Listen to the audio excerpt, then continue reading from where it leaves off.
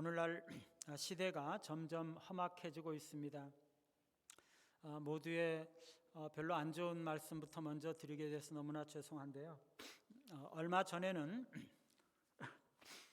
술에 취한 20대 여성이 지하철을 타고 가다가 바닥에 침을 뱉자 곁에 있던 60대 남성이 왜 바닥에 침을 뱉느냐고 꾸짖음을 했더니 시비가 붙어서 그 여성은 그 남자 어른의 머리를 휴대전화로 수차례 내려치면서 머리에 피가 흐르도록 폭행을 하고 난리를 쳤던 일이 있습니다. 또 얼마 전에는 서울의 한 아파트에서 20대 남성이 단지 지나가던 그 70대 노인이 자신의 눈과 마주쳤다는 이유 때문에 그 노인을 무자비하게 구타를 해서 노인은 졸지에 눈이 함몰되고 뼈가 으스러지는 아주 심하게 상해를 입었습니다. 심지어 요즘에는 부모를 상습적으로 폭행하는 후레자식 이야기도 어제 오늘의 이야기가 아닌 것 같습니다. 어떤 40대 남성은요 70대 아버지에게 술을 가져오라고 요구를 했는데 거절을 당하자 아버지의 멱살을 잡고 머리를 흔들면서 머리를 벽에 부딪히는 폭행을 했습니다. 70대 어머니가 그것을 보고 112에 신고를 하자 그 어머니도 똑같이 폭행을 하고 며칠 후에도 계속 부모를 폭행을 했습니다. 이 사람은 수년 전부터 폭행이 상습적으로 있었지만 그때마다 그 부모가 처벌을 원하지 않는다고 해서 계속적으로 보호 처분을 받았던 사람인데 이번에도 역시 부모가 선처를 호소했지만 이번에는 실형이 선고되었습니다. 여러분, 오늘날은 어른들에 대한 묻지마 폭행뿐만이 아니라 부모에 대한 자식들의 구타와 폭행이 심각하게 늘고 있습니다. 과거에는 어른들을 공경하는 그러한 풍습이 우리나라에 있었죠. 아무리 기분이 나빠도 어른들 앞에서는 참는 것이 예의였습니다. 그런데 요즘에는 그렇지 않습니다. 어른들이라고 노인들이라고 특별히 공경하지 않습니다. 전에는요 길거리에서 나쁜 짓을 하고 있을 때 어른들이 야단을 치면 들었어요. 모르는 사람이라 할지라도 어른이 이야기하면 들었던 거죠. 전에는 마을 사람들 전체가 동네 아이들을 함께 키웠기 때문에 아이들이 마을 어른들에게는 존경과 예의를 갖추었는데 이제는 도시화되면서 그게 없어지고 있는 것입니다.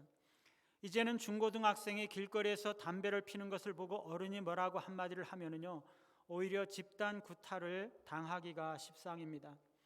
나이가 적건 많건 가리지가 않습니다. 권위가 무너지고 있는 것이죠. 오늘날은요 권위에 대한 도전의 시대이고 권위를 거부하는 시대입니다. 권위 자체를 싫어하고 있는 것이 요즘입니다. 전에는 부모를 공경하는 것에 대해서 누구도 이의를 제기하지 않았는데 이제는 그런 것에 공감을 하지 않습니다. 오늘날은 권위를 버린 시대이기 때문에 부모를 공경해야 된다 이렇게 말하면 왜 그래야 되느냐라고 묻습니다. 여러분, 우리가 왜 부모를 공경해야 합니까? 오늘 성경은 부모 공경은 하나님의 명령이기 때문에 지켜야 한다고 말씀하고 있죠. 창조주 하나님께서 우리를 구원하신 하나님께서 부모를 공경하라고 말씀하셨으니까 부모를 공경해야 한다는 거죠. 그러면 여러분, 내 부모님들만 공경하고 내 부모님들에게만 잘해주면 제5계명을 지키는 것인가요? 다른 부모들은 공경하지 않아도 되는 것이고 다른 어른들과 다른 권위들은 공경하지 않아도 되는 것입니까? 왜 부모를 공경해야 하는가? 오늘 우리는 이 5번째 계명을 3가지 관점에서 살펴보겠습니다. 첫 번째, 제5계명은 이 세상의 평화와 질서를 위한 것입니다. 그것은 인간 사회의 모든 권위와 모든 질서에 관한 것입니다. 부모의 권위뿐만 아니라 모든 권위에 대한 존중이 이 5계명 안에 담겨 있습니다. 이 사회와 국가의 유지와 질서를 위한 모든 권위에 대한 것입니다. 국가나 사회나 집단이나 조직이나 교회나 아니면 가정이나 어떤 그 조직에서든지 모든 권위에 순종하라는 것입니다. 그것이 이 5계명의 내용이죠. 부모 공경은요, 모든 인간관계의 근본이고 시작입니다. 부모 공경은 이 사회와 국가의 근본적인 질서라는 것입니다. 하나님께서는 이 국가와 사회의 질서를 유지하고 평화롭게 운행되기 위해서 그 가운데 여러 권위들을 두셨는데요, 그 권위들에 순종해야 평화와 질서가 유지가 되는 것이죠. 로마서 13장 1절에 보면은요, 각 사람은 위에 있는 권세들에게 복종하라. 권세는 하나님으로부터 나지 않음이 없나니 모든 권세는 다 하나님이 정하신 바라 라고 말씀하고 있습니다. 위정자들에게 복종해야 하는 이유는요, 하나님께서 나라를 세우셨기 때문입니다. 하나님은요, 이 세상을 통치할 때 국가라는 제도를 통해서 사람들을 통치하기를 원하십니다. 따라서 국가의 권위에 거스리고 국가의 질서를 전복하려고 시도하는 것은 하나님의 통치에 저항하는 것이죠. 그것이 비록 세속 정부라 할지라도 하나님은 그런 정부와 국가의 권세를 통해서 이 세상에 간섭하시고 역사하시고 섭리하신다는 것입니다. 하나님께서 위정자들을 임명하신 것이고 그 위정자들의 권력은 바로 하나님께로부터 온다는 것이죠. 성경은요, 그러므로 권세를 거스리는 자는 하나님의 명을 거스리는 것이기 때문에 심판을 자초한다라고 말씀을 하고 있습니다. 위정자들의 통치 행위를 거스리는 자는 위정자들에 의해서 부과되는 처벌을 받게 됩니다.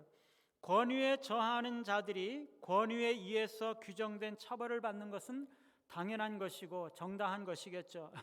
뿐만 아니라 통치 행위를 거스리는 자는 하나님의 직접적인 행위에 의한 심판을 받을 수 있습니다. 왜냐하면 위정자들의 통치는 하나님을 대신하여 이루어지는 통치이기 때문입니다. 우리가 악을 행할 때 위정자들은 징계를 하고 처벌을 하게 됩니다. 바울은 권력자들이 공연히 칼을 가진 것이 아니다라고 말씀하고 있습니다. 위정자들은 하나님의 사역자가 되어서 악을 행하는 자들에게 하나님의 진노하심을 따라 보응을 하는 자들이기 때문입니다. 그러면 정부가 선한 정부일 때는 괜찮은데 이 정부가 악한 정부일 경우는 어떻게 되느냐? 그런데도 우리가 정부와 권세들에게 순종해야 할까요? 네, 그렇습니다. 악한 정부나 독재가 독재나 기타 악행을 행할 때 그 악행은 하나님의 권세에 위배되는 것이기 때문에 그 악행의 부분에 대해서는 정부에 순종할 필요는 없습니다. 권세에 순종할 필요는 없죠.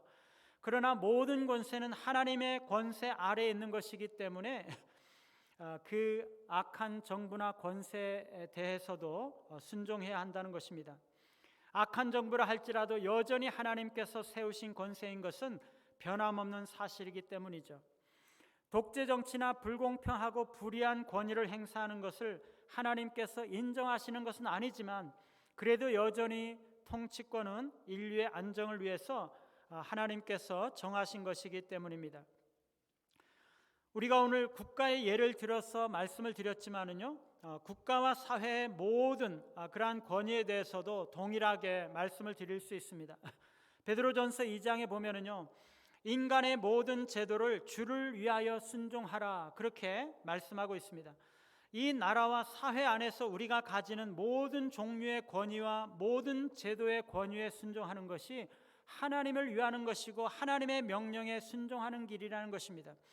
관청이나 경찰 등 정부 기관뿐만 아니라 우리가 소속된 모든 집단과 조직들의 상관들, 고용주들, 모든 선장, 기장, 학교장, 총장, 실장, 반장, 원장 할 것 없이 모든 권위들에 순종하라는 것입니다. 그래야 질서가 유지되는 것입니다.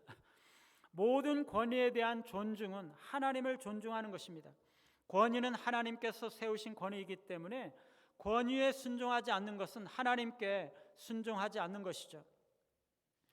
여러분, 권위가 무너지면은요, 이 사회의 질서가 무너지는 것이에요. 길거리에서 어른들에 대한 묻지마 폭행이 증가하고 가정에서 부모들에 대한 존경이 사라질 때 이 사회는 무너지고 있는 것입니다. 공동체 안에 있는 권위들이 무너질 때 그 공동체는 무너지고 있는 것입니다. 이 땅에 있는 어떤 권위든지 존중되지 아니할 때 이 사회의 질서는 무너지고 있는 것입니다. 모든 권위는 하나님이 세우신 것이기 때문에 권위를 거스리는 것은 하나님을 거스리는 것이고 하나님의 통치를 거부하는 것이죠. 우리가 국가와 사회 안에서의 모든 권위에 굴복해야 하는 것은 우리로 하여금 안전하고 평화로운 삶을 살게 하기 위한 것입니다. 부모 공경은요, 우리 가정과 공동체를 유지하는 근본이요, 우리 사회의 평화와 질서를 위한 기초라는 것입니다. 권위에 대한 존중은 가정에서부터 시작되어서 교회와 사회와 국가로 확장이 된다는 것이죠. 두 번째로, 이 다섯 번째 계명은요, 교회의 안정과 성장과 부흥을 위한 것입니다. 여러분, 오늘날 교회가 많이 약해지고 있는데요, 그것은 일부 교회의 권위를 상실했기 때문입니다. 교회 밖의 사람들은요, 더 이상 교회가 전하는 메시지에 귀를 기울이거나 관심을 갖지 않습니다. 오늘날은 포스트 모더니즘, 곧 후현대주의 시대인데요, 절대적인 진리는 없다고 믿는 시대입니다. 너가 하는 말도 맞지만 내가 하는 말도 맞다. 우리는 다 똑같이 맞는 것이다. 누가 틀리다고 말할 수 없다. 그렇게 말하는 것이에요. 내 말과 저 사람 말이 서로 다르고 모순이 되어도요, 누가 옳다고 할 수 없다. 너도 옳고 나도 옳다. 너도 옳고 그 사람도 옳다. 그렇게 말하는 것이에요. 그래서 정상에 오르는 길은 여러 가지가 있고 진리에 도달할 수 있는 방법은 여러 가지이기 때문에 모든 접근 방법들을 다 받아들여야 된다, 이렇게 말하는 것이에요. 우리가 가는 길로 가지 않는다고 해서 그 사람에게는 진리가 없다, 이렇게 말해서는 안 된다는 것입니다. 여러분, 이런 사람들에게 우리가 무엇을 말할 수 있을까요? 너도 옳지만 나도 옳다, 그렇게 말하는 사람들에게 우리가 뭐라고 대답할 수 있겠습니까? 우리가 믿는 것이 참된 진리이고 우리가 발견한 길이 정상에 이르는 유일한 길이라고 말하는 것이 어떻게 그들에게 받아들여질 수가 있겠습니까? 사람들은요, 궁극적인 진리가 있다면 어떻게 그것에 도달할 수 있는가에 대해서 오랫동안 고민해 왔습니다. 어떤 사람들은요, 하나님을 찾기 위해서는 자신의 내면을 향해서 묵상하고 성찰함으로써 내적인 빛을 발견해야 된다고 말합니다. 또 어떤 사람은요, 순수 이성과 지혜를 통해서 이 자연을 관찰하고 이 자연 속에서 질서와 계획을 발견해야 된다, 이렇게 말해요. 또 어떤 사람은요, 역사를 자세히 살펴보면서 어떤 일관된 흐름이나 계획이나 어떤 목적을 발견해야 된다, 이렇게 말합니다. 또 어떤 사람은 모든 사람들의 말을 다 들어봐야 된다, 이렇게 말해요. 여러분, 그런데요, 이 모든 방법들은 다 소용이 없는 것이에요. 성경은요, 이 세상이 자기 지혜로 하나님을 알지 못한다라고 말씀하고 있어요.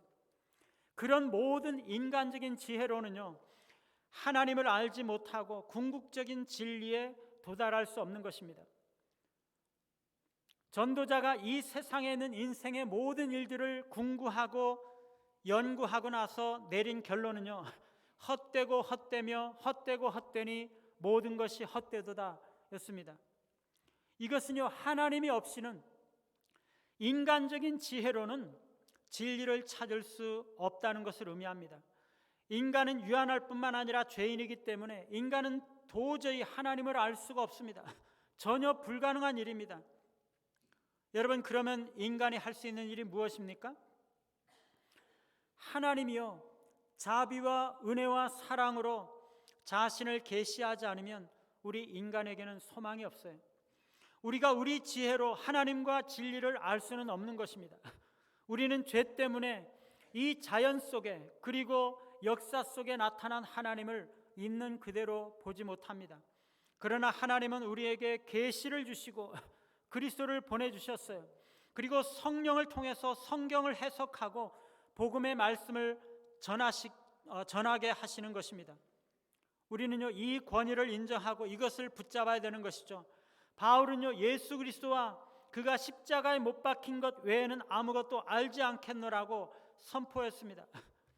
그리스도만이 권위이시고 하나님의 계시의 말씀인 성경만이 권위이고 성경의 해석자인 성령만이 유일한 권위라는 것입니다. 예수님에게 성령이 부어져서 그가 놀라운 이적을 행하시면서 사역을 행하셨던 것처럼 하나님께서 모든 선지자들과 사도들에게 감동하셔서 하나님의 계시의 말씀을 기록하신 것처럼 성경을 해석하고 전할 때 성령의 역사하심으로 사람들을 회심하게 하고 확신을 주고 깨달음을 주시고 사람들을 변화시키는 것이죠. 진리를 선포하시고 진리를 수호하시고 전도하시는 것은요, 성령의 하시는 일인 것입니다. 뿐만 아니라 하나님은요, 이 교회의 질서와 삶을 위해서 교회 안에 목사와 장로와 교사와 권사와 집사와 부장과 목자와 등등 여러 가지 권위를 주셨습니다. 성령께서 은사를 나누어 주신 것이죠. 교회가 바르게 세워지고 세상에 대하여 권위를 회복하려면요, 교회 안에 있는 모든 권위들이 바르게 회복되어야 하는 것이에요. 그 권위들이 바르게 작용이 되고 그 권위들이 바르게 존중이 되어야 하는 것입니다. 권위가 회복된다는 것은요, 그 직분들을 잘 감당함으로써 존중을 받는다는 것이에요. 영적 지도자들을 공경한다는 것은 그들의 권고와 가르침과 지도를 겸손하게 받아들이고 순종하는 것을 의미하죠. 하나님은요, 영적 지도자들을 그들의 직분으로 세워주신 것이에요. 성령께서 교회 가운데, 그 교회의 직분 가운데 자신의 권위를 나타내실 때 교회는 권위를 회복하고 교회의 사역은 열매를 맺게 되는 것입니다. 여러분, 교회사를 볼 때 특별히 위대한 부흥운동이 일어났거나 영적 각성이 일어났던 시대에는요, 교회는 언제나 권위를 가지고 있었어요. 권위를 가지고 말씀을 선포해 왔습니다. 모든 부흥운동에서 가장 두드러진 특징은 설교의 권위였습니다.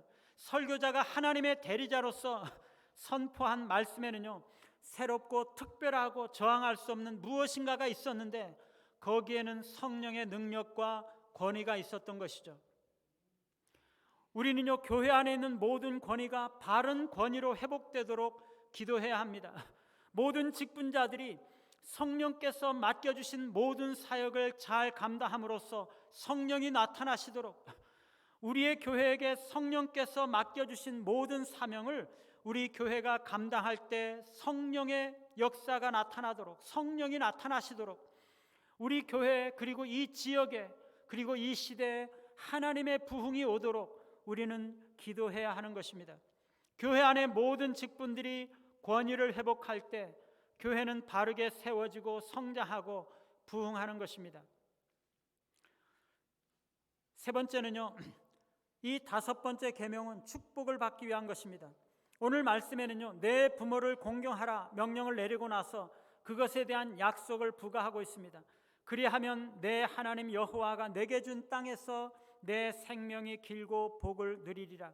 내 부모를 공경하면 그들이 살고 있었던 땅, 곧 하나님께서 주신 그 약속의 땅 가나안에서 그들이 축복을 누리며 오래오래 살게 될 것이라고 말씀하고 있습니다. 에베소서 6장 2절 3절에 보면요, 부모를 공경하는 것은 약속이 있는 첫 계명이고 부모를 공경할 때 이 땅에서 잘 되고 장수할 것이라고 말씀하고 있습니다. 부모 공경은 장수와 축복이 약속된 계명이라는 것이죠. 여러분, 이 은혜와 축복은요, 권위로부터 주어지는 것이에요. 권위를 존중할 때 그 권위에서부터 은혜와 축복이 흘러나오는 것입니다. 하나님은요, 권위를 통해서 은혜와 축복이 흘러가도록 만들어 놓으셨어요. 부모를 공경해야 부모의 축복과 지혜가 자식들에게 전달이 되죠. 부모를 공경해야 그 자식들에게 유산을 기쁨으로 물려주죠. 부모들은요, 인생의 경험을 통해서 어떻게 살아야 하는가 하는 지혜를 터득했습니다. 부모에게 순종할 때 그 지혜를 배우고 축복을 받는 것이에요. 예레미야 35장에 보면은요, 하나님께서 예레미야에게 레갑 사람들이 얼마나 신실한지를 시험해 보기 위해서 그들에게 포도주를 마시게 하라라고 말씀을 하십니다. 예레미야가 그 말씀 따라서 그들에게 권했지만 그들은 하나같이 다 우리는 포도주를 마시지 않겠습니다 라고 말하는 것입니다. 왜 그랬습니까? 이 레갑의 아들이자 그들의 선조인 요나답이 그들에게 명령해서 이르기를 너희는 너희와 너희 자손은 영원히 포도주를 마시지 말라 명령했기 때문이에요. 레갑 사람들은요, 모세의 장인이 속한 민족인 겟 족속인데 아마도 그들은 이드로의 후손 중 하나였던 것 같아요. 모세는 그들에게 귀화하기를 권했지만 그들은 그렇게 하지 아니하고 여전히 나그네로 살았던 사람들이었습니다. 이 레갑 자손의 조상인 요나답은 예후가 집권했을 때 그를 따르는 제2인자로서 예후의 오른팔과 같은 인물이에요. 여기서 포도주를 마시지 말라는 것은 나시린의 서약의 일부로서 하나님을 위해서 특별히 종교적인 구별과 헌신을 하는 것을 말합니다. 말하자면 하나님께 좀 더 경건한 삶을 살기 위해서 포도주를 마시지 않고 구별된 삶을 사는 것을 말하죠. 요나답은요, 그 후손들에게 특별히 집을 짓지 말고 파종도 하지 말고 농사도 짓지 말고 포도원을 소유하지 말라고 말합니다. 이것은요, 이 땅에 정착하려고 하지 말고 단지 나그네로서 살아가라는 것입니다. 농사를 짓기보다 목축을 하는 업을 계속하면서 이 세상에 뿌리를 받고 안정된 생활을 하기보다 나그네와 같은 삶을 살면서 분수에 맞는 청빈한 삶을 살 것을 권면하는 것입니다. 여러분, 요나답이요, 왜 이런 생활 방식을 명령했을까요? 그 당시 이 요나답은요, 그 당시 유대인들이 하나님을 떠나고 사치에 탐닉하고 물질과 세상에 대해서 과욕하면서 부패하게 사는 모습을 보면서 하나님의 징벌을 두려워했던 것입니다. 그래서 자신의 자손들만큼은 절제 있는 삶을 삶으로써 장차 나타날 어떤 역경과 시련도 극복하기를 바랬던 것이에요. 이 레갑 사람들은요, 그들의 선조 요나답의 명령 곧 그들의 가훈을 철저하게 지켰습니다. 그들은 나그네로서 집도 없고 유산도 없고 검소하고 청빈한 삶을 유지하면서 오직 종교적으로 하나님 앞에 헌신함으로써 그 북왕국이 아수르에 멸망하는 가운데서도 많은 사람들은 포로로 잡혀가고 죽고 사라졌지만 그들은 예루살렘으로 피하여서 모든 역경을 극복하며 살아왔던 것입니다. 하나님께서 레갑 사람들에게 포도주를 마시도록 권했던 것은요, 그들이 조상들에게 순종하는 것을 이스라엘 백성들이 하나님께 불순종하는 것과 비교하기 위한 것입니다. 레갑 사람들은 그들의 조상 요나답이 내린 명령 혹은 가훈을 자손 대대로 지켜왔습니다. 300년 동안이나. 그런데 하나님께서 그의 백성, 그의 자녀들은 그들에게 내린 말씀과 명령에 순종하지 않았던 것입니다. 하나님은요, 그래서 유다와 예루살렘 주민들에게는 재앙을 내리시겠다고 말씀하시는 반면에 이 레갑 자손에게는 축복을 주셨어요.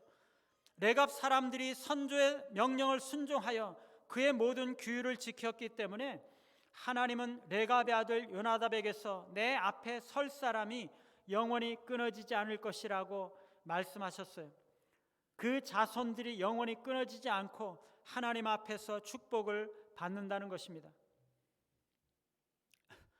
얼마 전에 룻기를 다시 읽어봤는데요, 룻이 한 말이 그렇게 마음에 와 닿더라고요. 어머니께서 가시는 곳에 나도 가고 어머니께서 머무시는 곳에 나도 머물겠나이다. 어머니의 백성이 나의 백성이 되고 어머니의 하나님이 나의 하나님이 되시리니 어머니께서 죽으시는 곳에서 나도 죽어 거기 묻힐 것이라. 만일 내가 죽는 일 외에 어머니를 떠나면 여호와께서 내게 벌을 내리시고 더 내리시기를 원하나이다. 여러분, 이 이방인 모압 여인 룻이요, 아무것도 가진 것이 없는 늙은 시어머니 나오미를 평생을 사랑하며 그 시어머니가 가는 곳에 자신도 가고 그 어머니가 사는 곳에 자신도 살고 그 어머니가 사귀는 사람들 자신도 사귀고 그 어머니가 믿는 여호와 하나님을 자신의 하나님으로 삼고 그 어머니가 죽는 곳에서 자신도 죽고 어머니가 묻히는 곳에 함께 묻히고 결코 어머니를 떠나지 않겠다고 다짐하고 있는 것입니다. 여러분, 여기서 이 모압 여인 룻의 고백 중에서 가장 핵심적인 것이 무엇일까요? 7가지 다짐이 나오는데요, 그 중에 가장 가운데 있는 것이 가장 핵심적이고 중요한 것인데, 그게 뭡니까?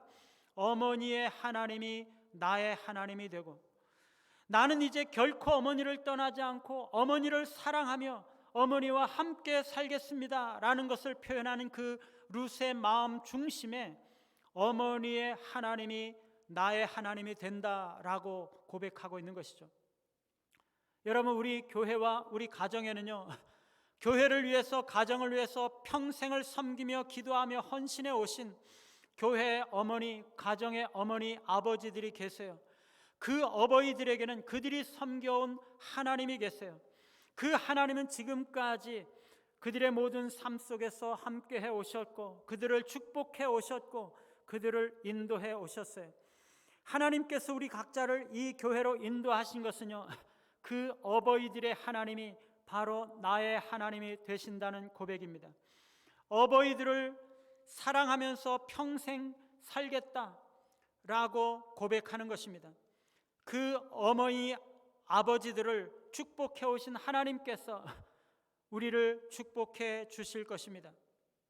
어버이날을 맞이해서 가장 먼저 기억해야 하는 어버이는 우리의 하나님 아버지이시겠죠. 권위를 거부하고 권위가 무너지는 이 마지막 시대, 우리는 부모를 공경하라는 하나님 아버지의 말씀을 다시 듣습니다. 권위를 회복하고 세우라는 것이죠. 우리는 아버지의 권위를 인정하기를 원하시고 이 땅의 권위를 회복하기를 원하시는 하나님 아버지의 마음을 헤아려 보아야 합니다. 이 5번째 계명을 지키는 것은 우리가 세상에서 평안과 질서를 유지하면서 살기 위한 것이고, 교회가 안정되고 성장하고 부흥을 유지하기 위한 것이고, 이루기 위한 것이고, 우리 자신들이 하나님께서 약속하신 축복을 받아 누리기 위한 것입니다. 어버이 주일을 맞이해서 가정과 교회에서 어른들을 공경할 뿐만 아니라 무너진 권위를 회복함으로써 부흥과 하나님의 축복을 받아 누리시는 우리 모두가 되시기를 간절히 바랍니다.